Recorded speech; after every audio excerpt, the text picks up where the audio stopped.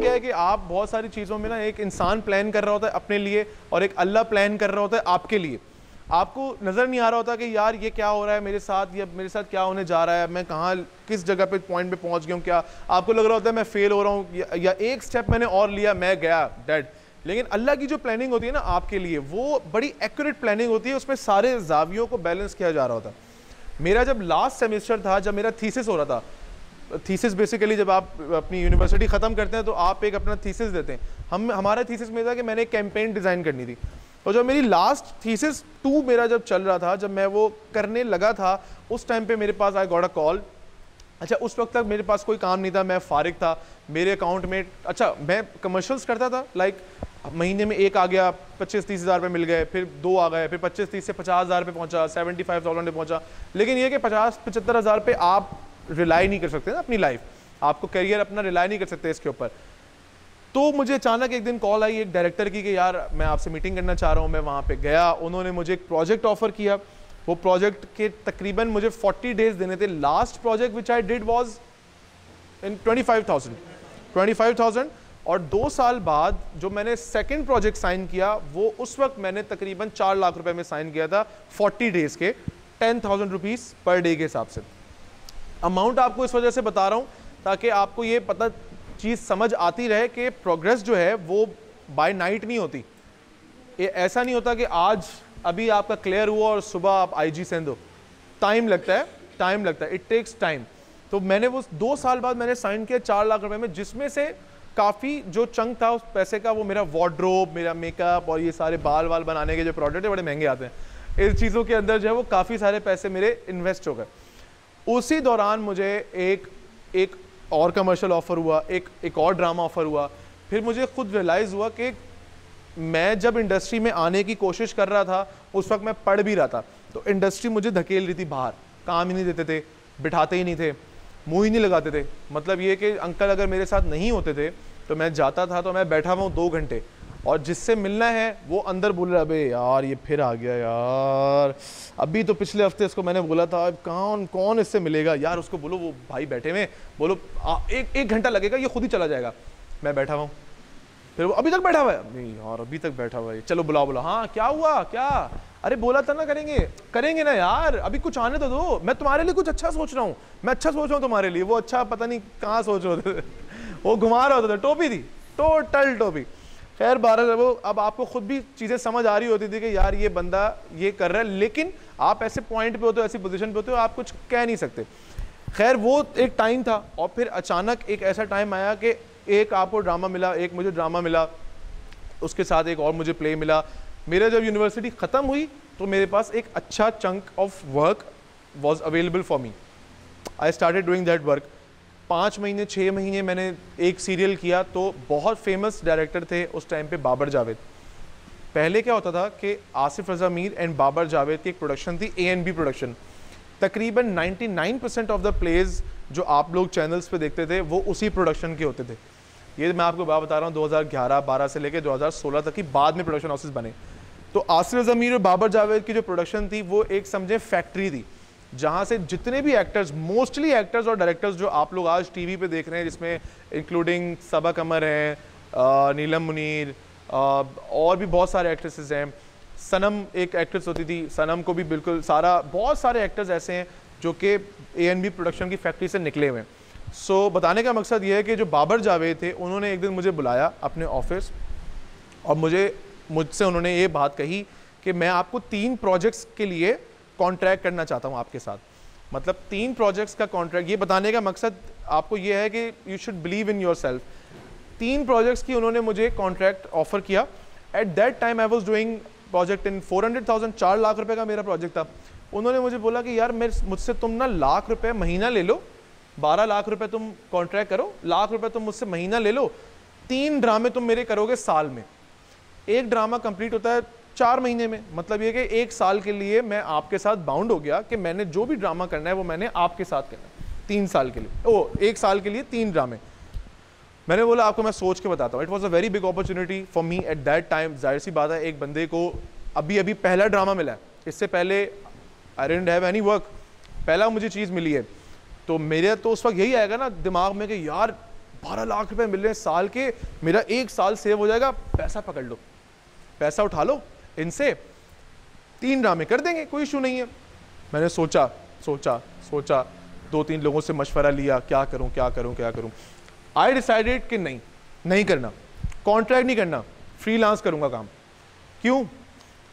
अगर ये बंदा मुझे 12 लाख रुपए दे रहा है विलिंगली, मैंने नहीं मांगे, खुद से दे रहा है, 3 प्रोजेक्ट दे रहा है, इसका मतलब इसको मुझ में कुछ नजर आ रहा है।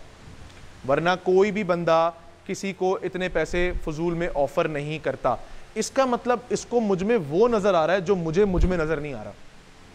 ठीक है, explore my self, I started exploring my self कि मुझ में इसको क्या चीज नजर आई है।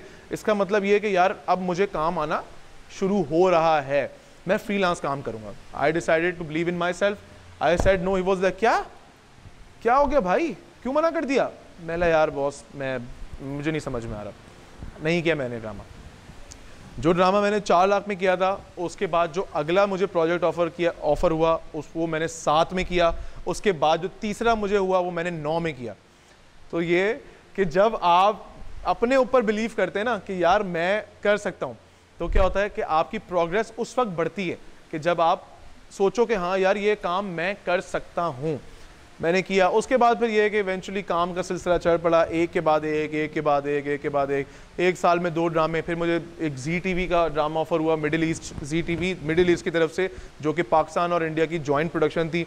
दुबई में वो पूरा ड्रामा शूट हुआ था। 4 months I was in Dubai, I shot my play there, वहाँ पे एक ड्रामा किया। फिर बैक टू बैक फिर एक मूवी की मैंने, बहुत ही पैथेटिक, ये भी सुन लो, बड़ी मज़े की स्टोरी है। एक मूवी मुझे ऑफर हुई इन माई अर्ली करियर टाइम, हल्ला गुल्ला नाम था उस मूवी का। मुझे ऑफर हुई, उन्होंने पैकेज ऐसा बनाया हुआ होता था। कोई भी जब आपको अपने पास लाना चाह रहा होता है ना, हमेशा याद रखिएगा, जो उसका इनिशियल पैकेज होता है ना, कभी उससे इंस्पायर नहीं होना भाई। क्यों? क्योंकि जैसे फॉर एग्जांपल रियल एस्टेट का ऐड देखा होगा आपने।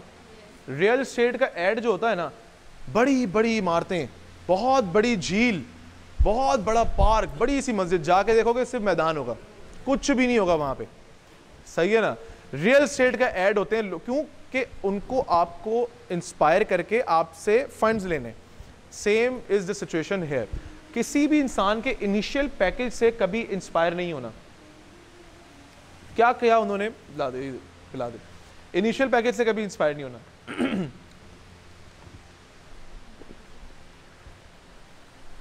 अच्छा, तो उन्होंने मुझे, मूवी वालों ने मुझे, जो मूवी की प्रोडक्शन थी, उन्होंने इनिशियल पैकेज दिया। सर थाईलैंड में शूट, सर आपके 2 आइटम सॉन्ग्स, आइटम गर्ल आपके साथ, आपके 2 डांस नंबर्स। अच्छा सर जावेद शेख साहब, अच्छा सर इस्माइल तारा साहब, सर मूवी लगेगी आपकी, आप स्टार बन जाएंगे, आपके नाम के साथ फिल्म स्टार लगेगा। Okay okay boss, okay done done, ठीक है। वो बच्चे होते हैं, आप 22-23 साल के, नहीं होता तजर्बा, आप क्या कर रहे होते हैं? इंस्पायर हो रहे होते हैं। ये सारे वो तजर्बे हैं ज़िंदगी के जो आज 30 साल बाद मुझे समझ में आए हैं, जो मैं आप लोगों को बता रहा हूँ कि इनिशियल पैकेजिंग। उन्होंने मुझे साइन कर लिया एक मूवी के अंदर, 5 लाख रुपए में वो पिक्चर उन्होंने मुझसे साइन करवाई, 5 लाख रुपीज़। और उस टाइम पे मैं ड्रामे के तकरीबन 8 लाख रुपए तक अगर मैं ले रहा हूँ, तो अपने ड्रामे के रेट से कम में उन्होंने मुझसे मूवी साइन कराई।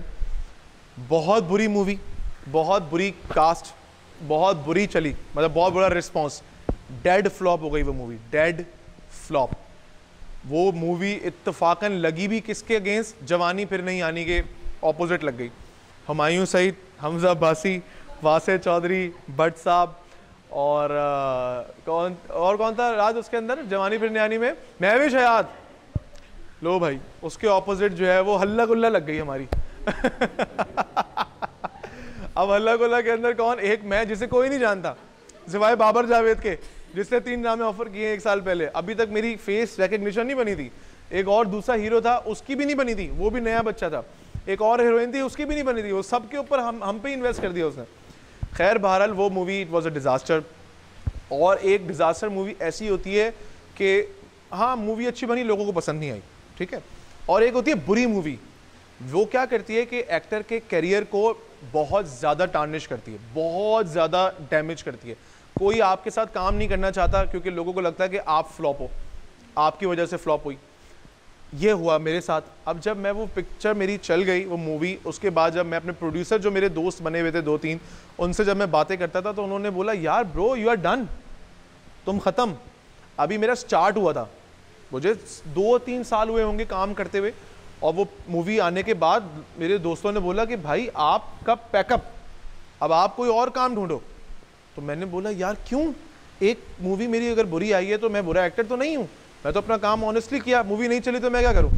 उन्होंने बोला यार अब तुम्हारी ना जो तुम्हारी एक इमेज है ना वो तुम्हारी ख़त्म हो गई है, कि अब तुम जो है ना वो लोगों को ये लगना शुरू हो गया हर प्रोड्यूसर को कि तुम फ्लॉप हो, तुम नहीं चल सकते, सो तुमने बहुत वर्स्ट डिसीजन लिया। मैं क्या करूं, कह रहे यार बस अब दुआ ही करो। मैंने बोला ओके। फिर जब आप अपनी ज़िंदगी में करियर में किसी भी पॉइंट पे होते हैं, आपको इंस्टेंट सक्सेस जब मिल रही होती है ना, उसके साथ आई थिंक कि failure is very important. This is my personal views, failure is very important, because जब आप फेलियर फेस करते हैं दैट पॉइंट आपको वर्थ समझ में आती है सक्सेस की। अगर आप ज़िंदगी में फेल नहीं हुए हुए तो आपको कभी भी अपनी कामयाबी की असल कीमत का अंदाज़ा ही नहीं होगा कि यार ये कितनी कीमती है और ये कितनी मुश्किल से इंसान को हासिल होती है। फेल हुआ, बहुत बुरे तरीके से फेल हुआ। यहाँ अगर मैं यूं जा रहा था तो मेरा जहाज़ एकदम यूं समंदर के अंदर चला गया, उठने का कोई नज़र ही नहीं आ रहा था, कोई होप ही नहीं थी कि भाई अब क्या करेंगे। यही था कि यार अब्बू का बिज़नेस है, एक वो टीवी बनाने की हमारी फैक्ट्री है, उसमें चला जाया करूँगा, सुबह 9 बजे शाम में आ जाया करूँगा। ये मेरा प्लान भी था कि अब्बू के काम में लग जाऊँगा। इवेंचुअली एक दिन अचानक, ये मैं आपको बता रहा हूँ, एक दिन काम हम ढूंढ रहे थे, काम अच्छा काम नहीं मिलता था, थोड़ी सी पॉकेट मनी भी बढ़ गई थी, खर्चे बढ़ गए थे, पैसे चाहिए होते थे, छोटा मोटा जो काम मिल रहा था वो कर रहा था। कोई एक काम अच्छा, उससे क्या हो रहा था कि हम कॉम्प्रोमाइज़ कर रहे थे काम में, कभी कुछ काम अच्छा नहीं भी लग रहा फिर भी कर लो यार, क्योंकि अब खर्चे बढ़ गए हैं, थोड़ी सी फेस रिकग्निशन हो गई है, अच्छे कपड़े चाहिए, अच्छी सब चीज़ें चाहिए। घर से मैंने ज़िंदगी में कभी पैसे नहीं लिए, कभी भी नहीं लिए, हमेशा खुद किए, तो वो पैसे चाहिए, कहाँ से करें, काम किया। एक दिन एक मुझे स्क्रिप्ट ऑफर हुआ 2018 के अंदर, एक स्क्रिप्ट मुझे ऑफर हुआ। मैं अभी उस वक्त रिसेंटली मैं दुबई से वो ड्रामा करके आया था, वो भी ड्रामा बिल्कुल दुबई में ही चला, पाकिस्तान में उसका नामो निशान नहीं था। 2018 की बात है। एक दोस्त था जिसने ऑफर किया, मैंने वो ड्रामा रिजेक्ट कर दिया, पढ़ने से पहले ही 2 एपिसोड पढ़े। मैंने बोला यार मैं नहीं कर रहा ये ड्रामा, बिकॉज इसमें ना मैं तो हीरो ही नहीं हूँ यार, मुझे तो हीरो बनना है, और वो तो दूसरा जो लड़का है वो तो हीरो है। तो जो मेरा दोस्त था वो वाकई दोस्त था, उसने बोला, और मैंने बोला यार वो फलाना एक्टर मेरा दोस्त है, उसने भी रिजेक्ट किया ये स्क्रिप्ट, मैं नहीं कर रहा ये, मैंने मना कर दिया, स्क्रिप्ट वापस भिजवा दिया प्रोडक्शन हाउस। दोस्त जो मेरा था उसने मुझे बोला यार रीड इट फॉर मी। मैंने मुझे नहीं करना यार, हीरो नहीं है। बोला यार पढ़ो, मैं कह रहा हूँ मेरी खातिर एक दफ़ा मुनीब पढ़ लो। मैंने बड़ी ऐसे करके यार कौन पढ़े अभी क्या, चलो मैंने चलो खैर है कोई बात नहीं। एक दिन फारिग था, ब्लैक कॉफ़ी की वो लिया, बैठ गया पढ़ने के लिए। पहला एपिसोड, दूसरा एपिसोड, तीसरा एपिसोड, चौथा एपिसोड। एक एपिसोड में 50 पेजेस होते हैं, तकरीबन 27 to 30 सीन्स होते हैं, एक सीन 2 पेज का होता है, मतलब 50 to 60 पेजेस होते हैं। बताने का मकसद ये कि आपको पता लगे कि वो कितना पढ़ने में है। पहला एपिसोड, दूसरा, तीसरा, चौथा। रात 12-1 बजे में पढ़ना स्टार्ट हुआ हूँ। सुबह 10:30 बजे मैंने प्रोड्यूसर को फ़ोन किया। I was up whole night, I was reading that script whole night, I was up since 9 AM। मुझे पता था कि सुबह 10 बजे ऑफिस आएगा। I was waiting for him to come to the office, then I will call him.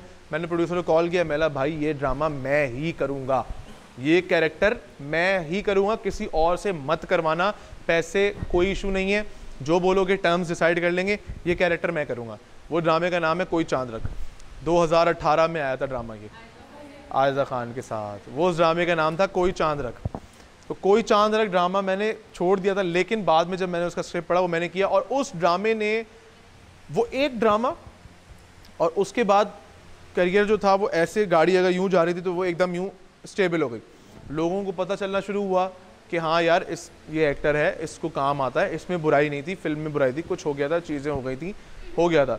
तो क्या हुआ, बताने की स्टोरी बताने का मकसद ये था कि अल्लाह ताला आपको कामयाब भी अल्लाह ताला की तरफ से होती है, कामयाबी भी और नाकामी भी। तो किसी भी पॉइंट पे लाइफ पे आप डिसअपॉइंट नहीं हो सकते। डिसअपॉइंट होके अपना ट्रैक नहीं छोड़ो कि यार अच्छा आज मैं नाकाम हो गया हूँ तो अब मैं पीछे हो जाता हूँ, अब मैं दोबारा ट्राई नहीं करूँगा, मैं गया ख़त्म, ये चीज़ नहीं करो। अगर आप अपने गोल को अचीव करने के लिए अगर आप अपने ट्रैक पे लगे रहोगे तो एक ना एक दिन अल्लाह ताला आपको कामयाबी से नवाजेगा ही नवाजेगा। ये एक बिल्कुल आजमाया हुआ फॉर्मूला है। 18 में मैंने कोई चांद किया, कोई चांद हिट हुआ, बहुत सुपर डुपर हिट हुआ, इतना बड़ा हिट था। आज भी अगर मैं पाकिस्तान से बाहर भी कहीं जाता हूँ तो बाहर लोग भी मुझे उस ड्रामे से, मेरे कैरेक्टर नेम था उमैर, उससे मुझे याद करते हैं। वो ड्रामा मैंने किया। उसके बाद फिर मुझे एक और ड्रामा मिला कैसा है, और एकदम मतलब एक ड्रामा आपका हिट हुआ है। हमारे काम में क्या है कि ओवरनाइट स्टार है। एक ड्रामा आपका हिट हुआ, another day from the other day you are everywhere, हर जगह आप छाए हुए हो। एक ड्रामा हिट हुआ, फिर मुझे एक और ड्रामा मिला, वो मलेशिया में शूट था, पाकिस्तान की पहली प्रोडक्शन थी after very long period of time, जो कि मलेशिया गई थी। उस ड्रामे का जो फर्स्ट एपिसोड था उसने हिस्ट्री बनाई थी। उस पूरे ड्रामे ने 2019 के अंदर पूरे पाकिस्तानी ड्रामा की हिस्ट्री के अंदर हाईएस्ट फर्स्ट एपिसोड रेटेड वो ड्रामा था। उसका नाम था कैसा है नसीबा, जो कि मलेशिया में शूट हुआ था मेरा, और मैं उसके पूरा हमारा वो ड्रामा मलेशिया लेके गए थे। वो फिर प्रोजेक्ट मुझे मिला यारियाँ। अब एक बात मैंने आपको बताई थी, ये फोटोग्राफर ज़रा तस्वीर लेके बैठ जाए तो फिर बताता हूँ, ले ली बैठ जाओ। एक आपको मैंने एक बात बताई थी शुरू में, यहाँ से मैं आपको वहाँ से कनेक्ट करूँगा। एक ड्रामा बांदी मैंने 2012 में किया था, जिसमें मैंने मैम को कहा था, ma'am is it possible that you can make it 30, और उन्होंने क्या कहा था, नो। कितने में किया था? 25,000 रुपये में। उन्हीं प्रोड्यूसर का, वही मैम का यारियां ड्रामा मैंने 25 लाख में किया। कितने टाइम बाद? 2012 से लेके 2019 में, 7 साल बाद 25,000 में मैंने उनसे कहा था कि ma'am please make it 30। She said no budget. फिर मैंने उनको बोला कि I will charge this, okay और नॉट ओके। उन्होंने बोला यार नहीं, मैं सॉरी आई कांट, ये मेरा बजट नहीं है, मैं इससे कम में आई कांट अफोर्ड। तो बताने का मकसद ये है कि आपकी प्रोग्रेस बाय नाइट नहीं होती, आपका प्रोसेस लगता है। और अगर आज आपको पैसे कम मिल रहे हैं, काम अच्छा मिल रहा है, तो पैसे के पीछे नहीं जाओ, अच्छे काम के लिए जाओ। अच्छा काम करोगे, पैसा इतना बढ़ जाएगा कि आप सोच भी नहीं सकोगे कि यार एक टाइम था जो मैं इतने पैसे ले रहा था और आज वो टाइम है जो मैं इतने पैसे ले रहा हूँ। तो काम की तरफ जाओ। खैर बहरहाल इसी तरह आहिस्ता आहिस्ता आहिस्ता आहिस्ता आहिस्ता करियर आपका जो है वो मेरा चलता गया। 2018 में फिर I got nominated in best actor category for my play Daldal. I went to Canada. फिर उसके बाद 2019 में I was nominated again best actor category. वो अमेरिका में अवार्ड हुए थे ह्यूस्टन में, वहाँ पे मैं गया। नुमान एजाज उसके अंदर थे, एजाज असलम थे, और नुमान एजाज के साथ मैंने वो कैरेक्टर्स किए हुए अपने अर्ली स्टेज में जिसके अंदर नुमान एजाज मेन हीरो हैं। उनकी बेटी एक लड़के से मोहब्बत करती है, माँ उसकी राज़ी नहीं है, और उसकी बेटी का रिश्ता लेके एक फैमिली आई है। उनका टोटल एक सीन है उन फैमिली का, उसमें जिस लड़के का रिश्ता आया मैं उसका भाई हूँ। मैंने उनके साथ, नुमान एजाज के साथ वो कैरेक्टर किया हुआ है। ड्रामे का नाम था बड़ी आपा। मतलब इतना दूर का, जिसमें मेरा सिर्फ रोल ये था उस कैरेक्टर में कि जब सारा खान आती है तो मैंने उसको बोले भाभी आ गई, भाभी आ गई, ये मेरा डायलॉग था। और मैं उसको भी इतना बोलता भाभी आ गई। डायरेक्टर बोल रहे भाई एक दफ़ा भाभी आ गई, तू 3 दफ़ा कर रहे भाभी आ गई, भाभी आ गई, भाभी आ गई। तो मैंने वो वाला टाइम भी देखा और ये वाला टाइम भी देखा। तो खैर बहरहाल बताने का आपको मकसद यही था कि ज़िंदगी में जो है वो इंसान को कभी भी ना उम्मीद नहीं होना चाहिए। हमेशा जो है वो पॉजिटिव थिंकिंग के साथ पॉजिटिव अपनी अप्रोच रखनी चाहिए। किसी भी काम के अंदर आप हो, आप चाहे CSS कर रहे हो या आप चाहे डॉक्टर बन रहे हो, चाहे आप इंजीनियर बन रहे हो, कभी कभी हर्डल्स आपको हर उसमें आपको आएंगी, हर्डल्स हर फील्ड के अंदर। लेकिन ये कि be passionate about what you are doing and believe in yourself. इंशाल्लाह आपको अल्लाह ताला कामयाब करेगा। Thank you so much guys, thank you. ये this was a real journey. क्या टाइम हो गया, क्या टाइम हो गया भाई? मेरी तो घड़ी नहीं चल रही। 7:45 हो गए, टाइम हो गया हमारा, 6:45 हो गए। तो ये थी भाई छोटी सी जर्नी। और अगर आप लोगों को कोई क्वेश्चन आंसर, अच्छा एक और चीज़ मैं आप लोग बताऊं आपकी काम से रिलेटेड, ये भी एक मेरी छोटी सी रिसर्च है। ये मैं उस वक्त मैंने अपनी रिसर्च की थी जब मैं यूनिवर्सिटी में था, और हमें प्रोजेक्ट्स मिलते थे कि यार आपने फ़लानी मूवी आपने देख के आनी है, फ़लानी मूवी आपने देख के आनी है। हम उसके मैसेज पे, आर्ट डायरेक्शन पे हम इस चीज़ से बात करेंगे। आप लोगों की फील्ड से ये किस तरह रिलेटेड है ये मैं अभी आप लोगों को समझाता हूँ। हम लोग एज अ नेशन ना, हम लोग बाकी नेशंस जो हमारे नेबरिंग कंट्रीज हैं, हम उनसे काफ़ी पीछे हैं। अच्छा, ये तो हो गया मेरा करियर वाला पॉइंट। अब आ जाते हैं काम की बातों के ऊपर, जो कि आपको काम आ सकती हैं आगे अपने इंटरव्यूज़ के अंदर। हम लोग अपने पूरी सब कॉन्टिनेंट में ना सबसे पीछे हैं इन टर्म्स ऑफ मीडिया। क्योंकि हम लोग इस वजह से पीछे हैं क्योंकि हम हमेशा से ट्रेंड फॉलोअर्स रहे हैं, ट्रेंड सेटर्स नहीं रहे। ये जो हमारा मीडिया है, ये जो हमारी फील्ड है, इसके अंदर दो मीडियाज़ है। एक तो आपका न्यूज़ मीडिया है जिसको हम न्यूज़ चैनल्स कहते हैं, एक आपका कल्चर मीडिया है जिसको हम हमारी फील्ड कहते हैं, टीवी चैनल्स, एंटरटेनमेंट चैनल्स हो गए। अच्छा, हम लोग इस वजह से पीछे क्योंकि हम लोगों ने कभी भी इसकी इम्पोर्टेंस को समझा ही नहीं है कि ये कितना इम्पोर्टेंट पार्ट प्ले कर सकती है आपकी डेमोक्रेसी के अंदर, आपकी इस्टेब्लिशमेंट ऑफ पाकिस्तान के अंदर। कैसे? इस चीज़ को बहुत जल्दी समझ जाने वाले लोग थे गोरे, हॉलीवुड। मैं आपसे एक सवाल पूछता हूँ, रशियन एक बंदा अगर रशियन है, मैं अभी रशियन एक्सेंट में बात करूं, आपके किसी के भी जहन में क्या इमेज बनेगा? रशियंस कैसे होते हैं बताएं, आप कोई बच्चा बताना चाहेगा रशियंस कैसे होते हैं बताएं? हाँ, जैसे रशियंस, एक रशियन का आपके दिमाग में क्या इमेज है? हाँ, नहीं, रशियन ओरिजिन अगर कोई बंदा है, अगर फॉर ये ऐसे ही मैं आप पूछ रहा हूँ कि जैसे ट्रेड्स बताएं, पर्सनैलिटी के ट्रेड्स कि वो कैसा होगा। अगर रशियन एक बंदा है, उसके पर्सनैलिटी ट्रेड्स क्या होंगे? बदमाश होगा, हिटमैन टाइप होगा, डॉन होगा, गैंग है, एग्रेसिव होगा। सही है, ये बड़ा अच्छा इन्होंने एक ट्रेड बताया, एग्रेसिव होगा। ये सारे ट्रेड्स पर्सनैलिटी के आपके माइंड में कैसे आ रहे हैं आपको पता है? मूवीज से। बड़ी अच्छी बात की भाई ने, मूवीज से आ रहे हैं आपके दिमाग में ट्रेड्स। ये होती है विजुअल मेमोरी फीडिंग किसी के भी माइंड में। हॉलीवुड ने क्या किया? हॉलीवुड बेसिकली यूएस से रिलेटेड, यूएस की हमेशा से रशिया से नहीं बनती, ठीक है। यूएस को लगता है कि यार we are the super powers and Russia has the potential to take our supremacy, so we have to counter them at every field, every point. उन्होंने क्या किया कि अपनी मूवीज के अंदर सारे जो गैंगस्टर्स हैं उनको रशियन बनाना शुरू कर दिया, जिससे आपके नॉर्मल जो उसका व्यूअर है उसके माइंड में इमेज बन गया अग्रेसिव, हिटमैन, डॉन के रशियन ऐसे होते, जबकि रशियन, नॉर्मल रशियन ऐसा नहीं होगा भाई। आपके माइंड में इमेज बन गया। एक मूवी आई थी रैम्बो, रैम्बो मूवी के अंदर जो उसका पहला वाला पार्ट है, उसके अंदर जब सोवियत यूनियन के खिलाफ यूएस आर्मी बैक्ड, हम लोग जब सोवियत यूनियन के खिलाफ अफगान में जंग चल रही थी, आप लोगों आई एम श्योर सबको पता होगा, अफगानिस्तान में 80s में जंग छिड़ गई थी, जिसके अंदर अफगानियों ने, जो लोकल अफगानीज हैं, उन्होंने फाइट बैक करके सोवियत यूनियंस को डिफीट किया था। उस टाइम पे जब ये जॉन रैम्बो मूवी बनी थी, उसके अंदर अफगानीज को दिखाया था फ्रीडम फाइटर्स, और उनकी बड़ी एक अच्छी इमेज आई थी कि यार ये तो अपनी आज़ादी की जंग लड़ रहे हैं, ये तो फ्रीडम फाइटर्स हैं, we should support them, they are जब fighting for a very good cause. और जब उसका तीसरा पार्ट आता है, जब यूएस अगेंस्ट हो चुका था अफगान्स के, उसमें उनको दिखाया टेररिस्ट, कि दे आर टेररिस्ट, वही फ्रीडम फाइटर्स, क्योंकि अब हमारी पॉलिसी चेंज हो गई है तो वो अब उनको दिखाते हैं फ्रीडम फाइटर्स। ये ऐसा ही है कि बॉलीवुड की मूवी के अंदर आपको मोस्टली जो विलन्स मिलेंगे ना, वो कौन मिलेंगे? उस्मान भाई। अभी इधर ही जो उस्मान भाई को बुलाता है, सारे आपको उस्मान भाई, मलिक भाई, सिद्दीक भाई, अशफाक भाई, सारे डॉन आपको मुसलमान मिलेंगे, ठीक है, क्योंकि उन्होंने एक आपके अपने लोगों में भी और बाकी लोगों में भी उनको एक इमेज देना कि अच्छा जी मुसलमान तो बड़े मसला करने वाले होते हैं, मुसलमान बड़े दहशतगर्द होते हैं, मुसलमान बड़े प्रॉब्लमेटिक होते हैं, ये बड़े मुश्किल होते हैं। तो ये क्या होता है? ये होता है प्रोपेगेंडा और एजेंडा सेट करना। हम इस चीज़ में बहुत पीछे हैं। क्यों हम लोग बहुत पीछे हैं? क्योंकि हमने कभी भी इस जो ये कम्युनिकेशन है सोर्स की, सोर्सेज ऑफ कम्युनिकेशन आपको पता होगा, सोर्सेज ऑफ कम्युनिकेशन क्या है किसी को पता है?